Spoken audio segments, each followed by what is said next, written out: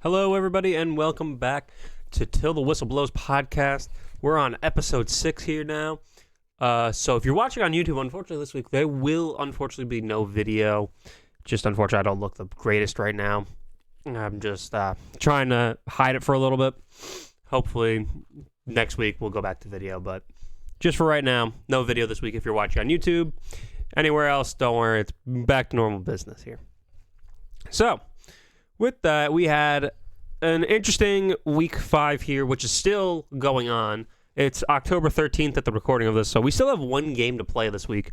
It's been a crazy ride. We have a football game on Tuesday. That's pretty wild, I gotta say. That's pretty interesting. But why don't we go over the results of some of the stuff here real quick, and then we can discuss the game that's still to come. We'll go into next week and go from there. So, the Thursday night game, we had Bucks versus Bears. I said the Bucks were going to win because the Bucks seem to have a better team. But just like Matt Ryan, Tom Brady has an issue. No one can beat Nick Foles. Nick Foles seems to be a kryptonite for a lot of these elite quarterbacks. Like he beat Case Keenum in the Vikings. He beat Matt Ryan in the Falcons. He's beating Tom Brady in and when he was on the Patriots, he beat Tom Brady. Now he's beating Tom Brady again in the Buccaneers. He beat Matt Ryan on the Falcons again this year. So he seems to be a kryptonite. Phil could beat him, but for some reason, a few quarterbacks seem to not be able to get the better hand of him. The Buccaneers played a solid football game. Like, they had a good team all around. The big moment from that game, though, is everyone's been talking about Tom Brady apparently didn't know what down it was on the last play of the game, but they seem to insist that he knew. He was holding up 4 for some reason, but I can't figure out why he was holding up the 4. I don't think he was signaling 4th down. I think he was just holding it up for some reason. I don't know what's going on with that, but he did. But the Bears got a solid win. They seem to have a solid team here. They could be a real threat to these Packers. Hopefully, once the Bears-Packers game comes around, that could be an interesting, fun one to watch. See if Nick Foles can beat Aaron Rodgers. That'll be an interesting one to go to. Now, we're going to head over to the Sunday action here. Now, to begin the Sunday action, we had 2 games that had to get moved from Sunday. The Patriots and the Broncos. Unfortunately, the Patriots did get another positive test come in on Sunday, so they moved it to Saturday. But then they moved it to Monday, my bad. But what they decided to do after that, though, is they said, you know what, since the Patriots had another positive, because they had a positive, Stephon Gilmore tested positive, then they had a positive on Sunday. So they moved the game to next week. So the Patriots and the Broncos have a bye week. I said the Patriots are going to win that one. I'm still standing firm that the Patriots will win. Now, here's the one that, still was a little suspect, but before recording, I checked, and it's still on. We have the Bills and the Titans playing this Tuesday. Or they're playing later tonight. So by the time this comes out, the Bills and Titans should have concluded. I predict the Bills are going to win. I feel really bad for the Titans. They're really starting to lose they're starting to get hit hard. They are getting hit. Now, because the game is on Tuesday, that does affect our Week 6 Thursday night matchup, because that was supposed to be the Bills and the Chiefs. One of the really top games, I thought, for our Thursday night football. But they moved that to Monday, so this way the Bills can get rest. So we're going to have 2 Monday night football games. Well, it's not even supposed to be at night. I know they're supposed to play at 5 on Fox, but we're going to have 2 Monday games for Week 6. But it's kind of crazy to hear that the Bills and the Titans had to get moved to Tuesday. So we have Tuesday football, and then Bills are going to be playing on Monday football. Now, for the games that didn't have to get rescheduled, let's start with the sad facts of my Falcons. 23-16, I said the Panthers were going to win, and I was right. I want to be wrong one of these weeks. I want to see them win. They need to get a win. Now, there's some good news and bad news, but it's all the same news. Unfortunately, I'm a big fan of him, but it was unfortunately his time to go. The Falcons did fire Dan Quinn and Thomas Dimitroff right after the game. They are now gone. And the Falcons now have interim head coach Raheem Morris. They fired special teams coach along with those two. So Dirk Cutter's going to do offense. They're going to have Raheem Morris as head coach. And they have the D-line coach doing defensive coordinator for right now. But at the end of the season, all 3 of those, they're probably going to clean house after this, which is what they need. They should have done last season. But you know what?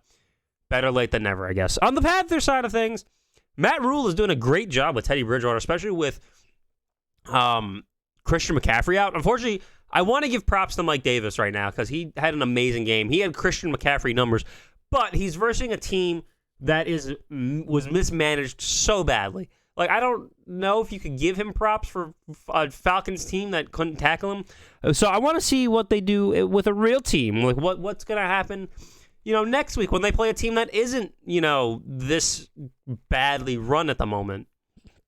Hopefully Raheem Morris turns it around. Maybe they start tackling. Maybe they start doing something. I get that the team was with Dan Quinn, but unfortunately, just it doesn't work that way. Like, if he's not going to get the results, like he's been losing since 2016.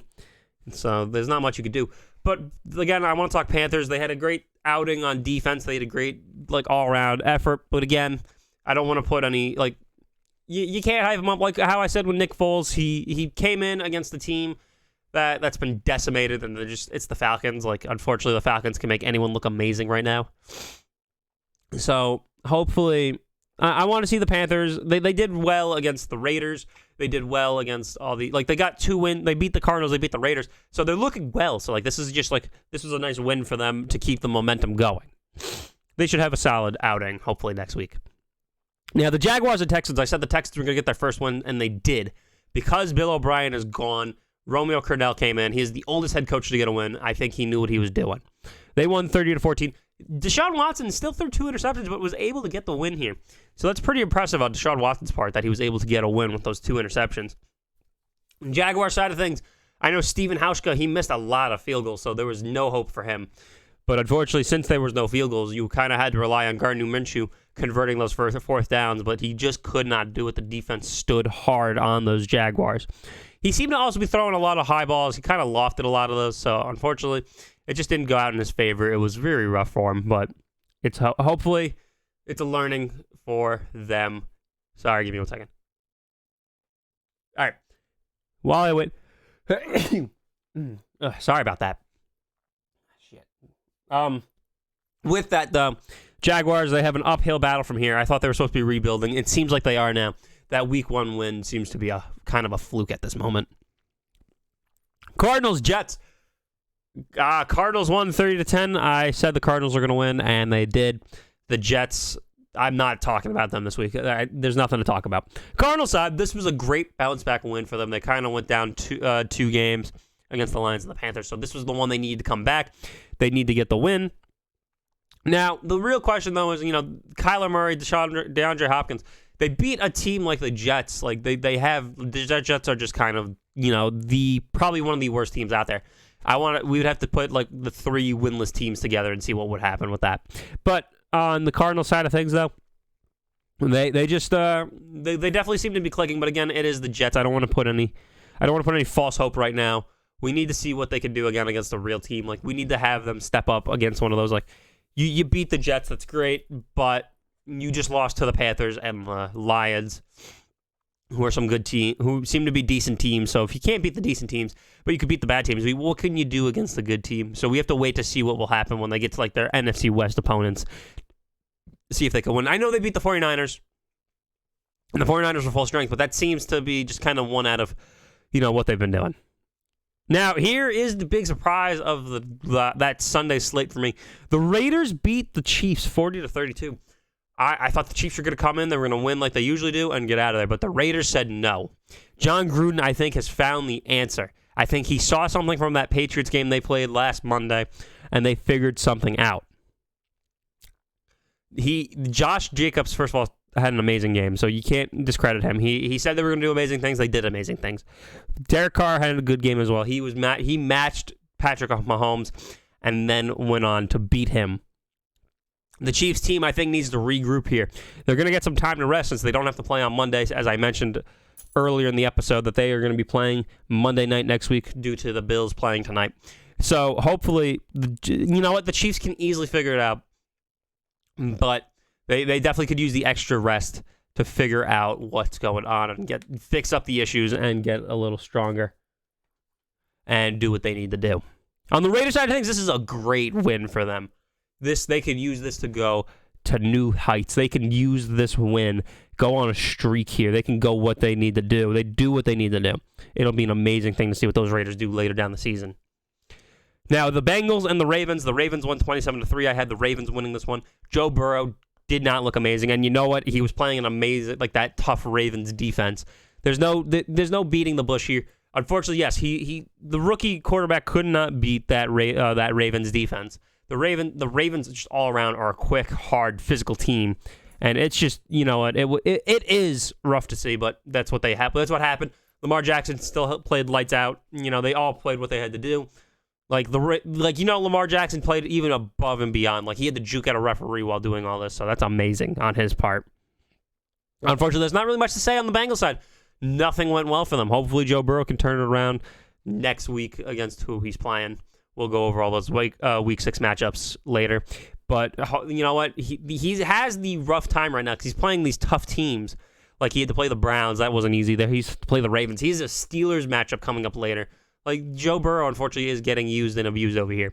The easiest matchup I thought he had was probably against the Jaguars because that Chargers team was still rough for him, too. Now, the Eagles and the Steelers.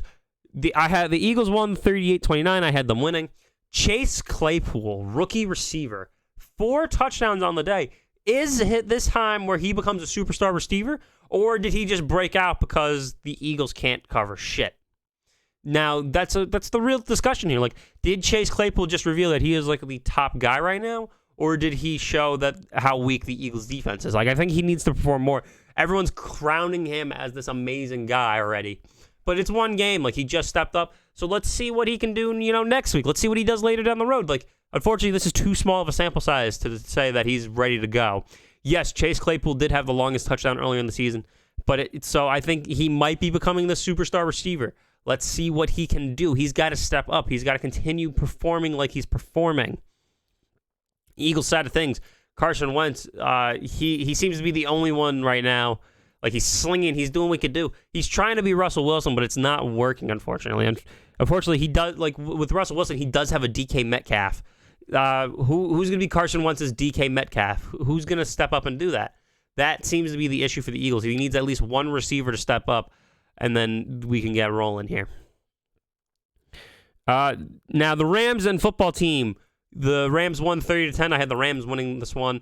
Now, we had an amazing moment for the football team. Kyle Allen did get knocked out of the game, which brought in Alex Smith, who has not played since that horrific injury he had back in, 2018. It was horrible. It was awesome to see him come back, but, I wish he could come back and not get hit, 7 more times. Like, he got sacked a lot.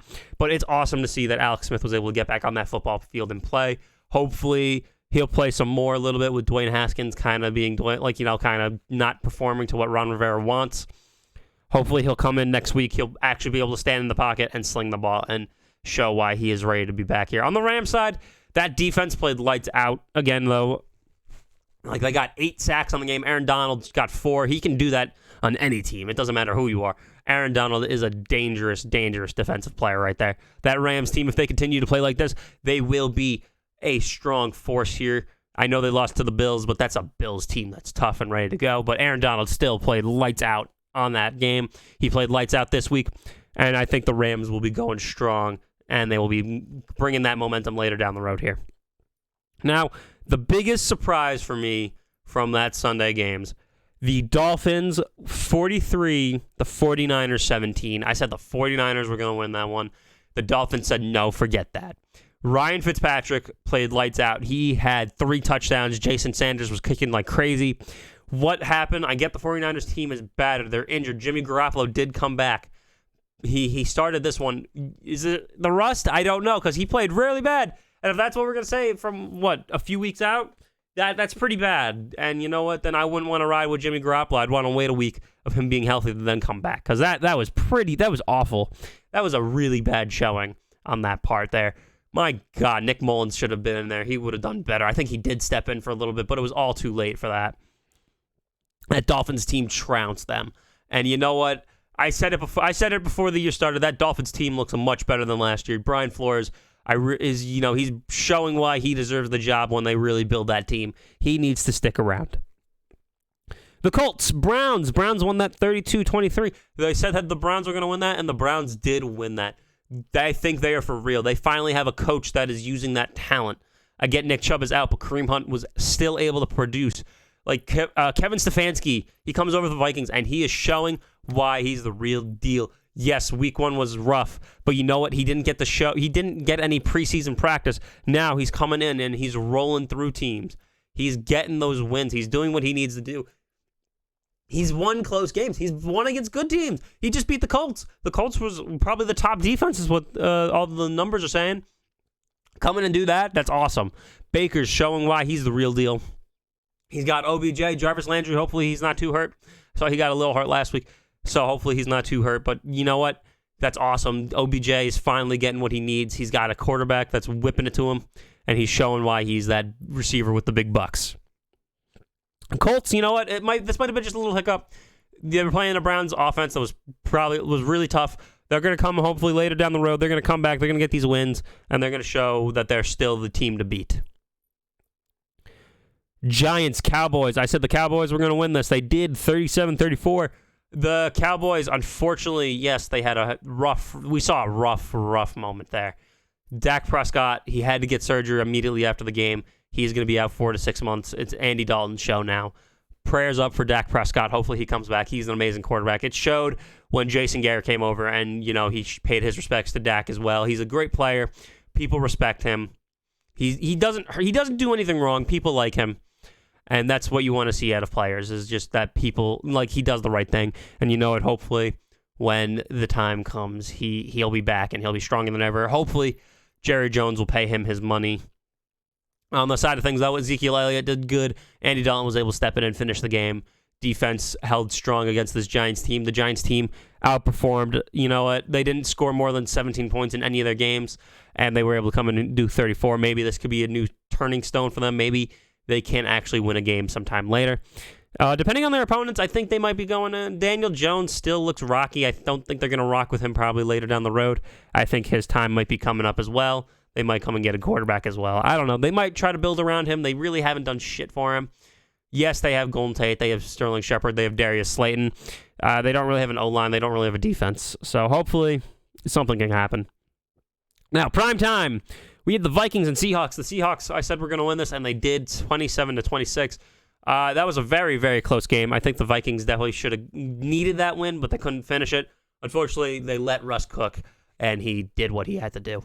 Russell Wilson, he's carrying this team. He's willing them to an undefeated record right now, and there's no slowing him down. Maybe he does get that MVP this year.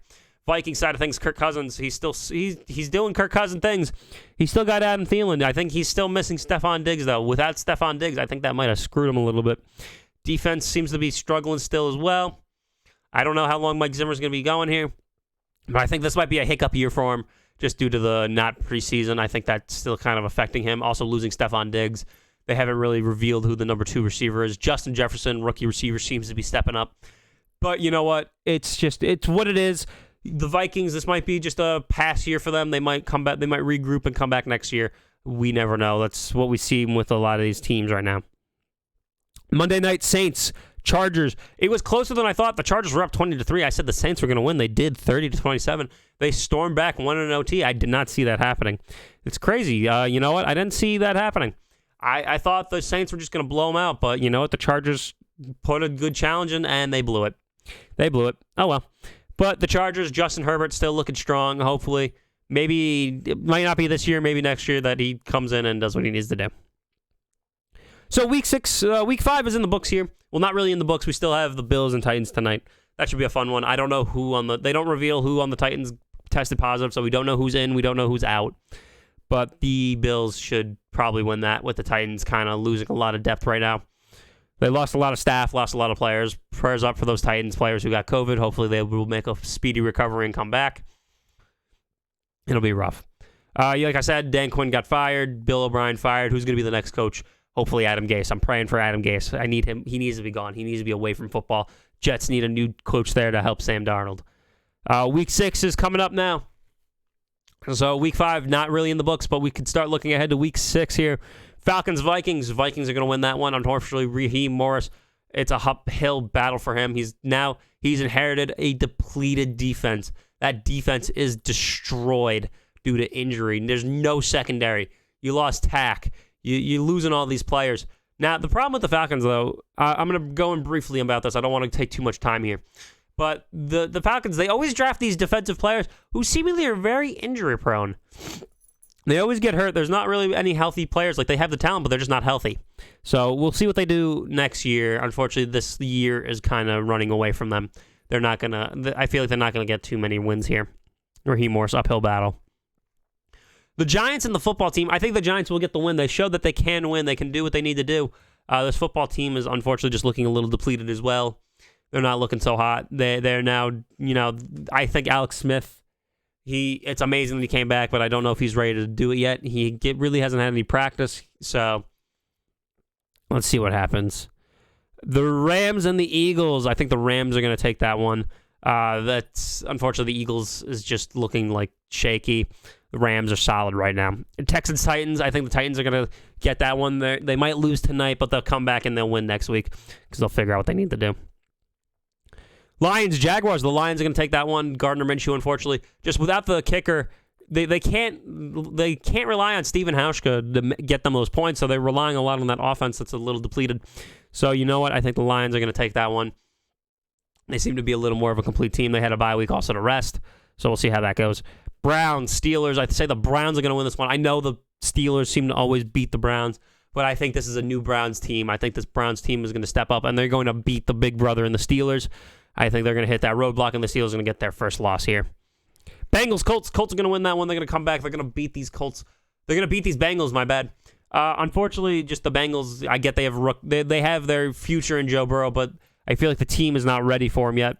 They still need to do a little building. They still need a few key pieces. They need to work on that defense. And the Colts are going to take that one.